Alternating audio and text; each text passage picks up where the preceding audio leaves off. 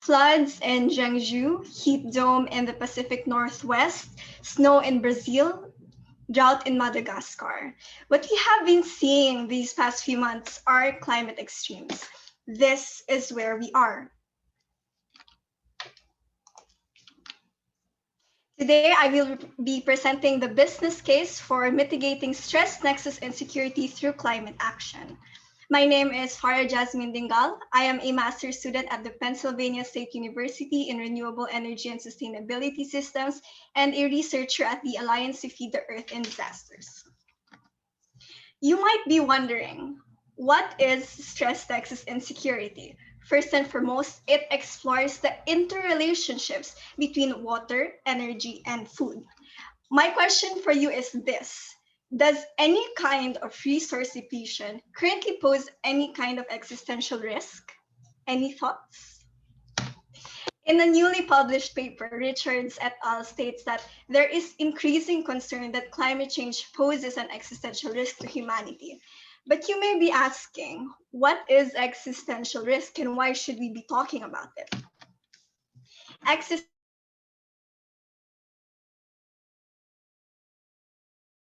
risk, as defined, to eliminate all of humanity, or at the very least, kill large swaths of the global population, leaving the survivors without sufficient means to rebuild society to current standards of living.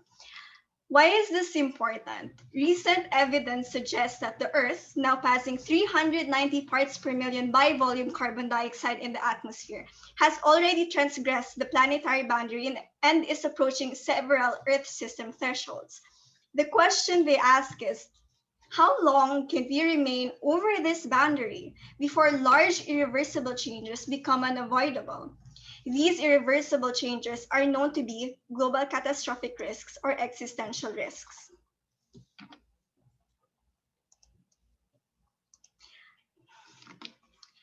To put it in context, global warming of 2 degrees Celsius is projected to reduce yields of staple crops by 5 to 20%.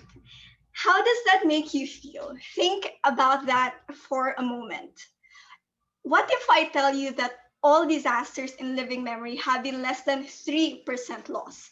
And these things have a butterfly effect, multiple breadbasket failure, disease, pests and invasive species, and local food insecurity. With the attendant famine, migration, and conflict, there is an 80% chance of significant food production loss, 10% chance of loss of industrial civilization, and a 10% chance of a total food production loss this century. This illustrates the need for holistic disaster risk management within the Nexus. In order to understand tail risks, to agriculture and hydrological systems, we must understand loss and damage distribution. Let's talk about Saudi Arabia. Climate change will have a significant impact on the water, energy, and food nexus, yes?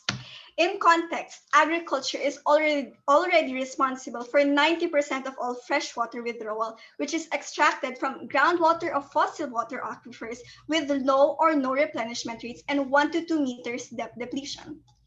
Because of this, Saudi Arabia does not have the capacity for sustainable domestic agricultural production. As such, agricultural commodities is virtual water trade.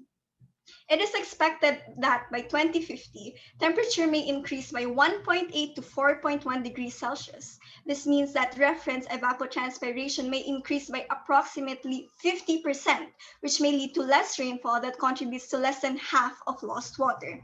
These instances of high temperatures as well as compromised water conservation efforts will increase the levels of dissolved organic matter, nitrogen, phosphorus, and ammonia in surface water. This results in a loss of soil moisture by 80.8181 meters per year, which may lead to an increase of agricultural water demands. Along with increased per capita water usage, this leads to a significant decrease in water quality and quantity. Water is the core of sustainable development. Do you see the relation? This is the reasoning really behind the interest in groundwater or aquifer recharge, desalination, and wastewater reuse. But all of these processes are energy intensive. with 99.86% of energy sourced from fossil fuels and unexpected growth in energy demand from 321 to 791 terawatt hours, there is a need to look for solutions that address stress nexus insecurity within the context of the UN SDGs. We must advocate for energy portfolio diversification. After all, this represents a mere 2.6% compound annual growth rate in the energy transition period from 2015 to 2050. What we need is systemic change, top down, bottom up, and middle out. It starts with me and it starts with you. With this, I would like to ask you, how will we move forward? What will your role be in the just transition? Thank you. Thank you, Farrah. And I love your comment. It's all starts with us. Is this research that you have been doing? Yes, this is the beginning of my thesis. Great, great, really interesting. And we're looking forward to reading your final report on that.